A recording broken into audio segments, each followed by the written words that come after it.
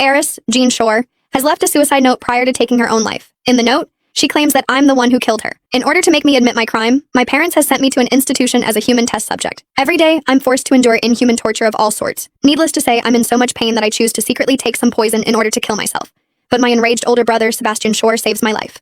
With bloodshot eyes, he yanks me by the hair while yelling at me. The pain that you've gone through isn't even 1,000th of the pain Jean had endured. You don't have the right to die. I can only obey Sebastian numbly. But soon I get sent to the restricted area. There, my belly swells with life, only for me to lose it sometime later. Finally, I've learned my lesson and become docile. No matter what anyone asks me, I keep admitting that I'm a vile woman who has killed Jean. My parents burst into delighted tears. Sebastian can't wait to have me sent to the court where I will be sentenced for my crime. He tells me, as long as you admit your crime and go through the punishment, we'll forgive you. I say yes in an obedient manner. I know that my family wants me to be sentenced to death, but what they don't know is that I can't live long enough for the death sentence to be carried out. The moment I walked into the courtroom, I heard the entire gallery suck in a sharp breath. It was all because I was dressed in torn, filthy clothes with not a single uninjured patch of skin on my body. Every inch of me was covered in wounds from being abused and humiliated. Mom and Dad saw the way everyone was pointing at and whispering, their faces twisted with anger and resentment. Didn't we take you to a doctor yesterday to get those injuries treated? And now you're showing up looking like this. Are you trying to make everyone think we're the ones who abused you? You really are vicious to the core, Sonia. The words stabbed into me like knives. But inside,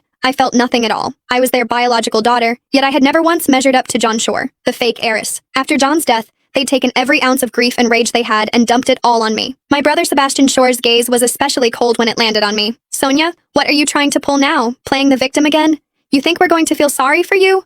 You sure didn't think about today when you killed Jean, did you? Mom's tears burst forth like a dam breaking when she heard Jean's name. My darling Jean, why wasn't it you who died instead of her, Sonia? I lowered my head and stared at the wounds on my body, suddenly a little dazed. Would they still look at me with this much hatred if I really were dead? Would Mom ever bawl for me the way she was now? Probably not. As for Sebastian, he knew better than anyone where all my injuries came from. After all, during my time being locked up in that lab, he was the only one who came by every day just to watch me being tortured. Just yesterday, he'd yanked me up by the hair with a cold laugh and told me to go to court exactly as I was now. The more people cursed me, the happier it made him. And now, he'd gotten exactly what he wanted. I closed my eyes and said calmly, don't waste any more time. Let's just get this over with. I wanted to end this pain as soon as possible and leave them forever. Right before the judge was about to start the trial, Sebastian suddenly spoke again. Sonia, remember that you brought all of this on yourself. You're going to accept the verdict, whatever it is. I grimaced, knowing exactly what he meant. He was afraid I'd be like before, refusing to admit to any of the charges. He was even more afraid I'd resist when I heard that I'd be sentenced to death. But he had no idea I'd stopped wanting to live a long time ago. I was dragged to the defendant's stand.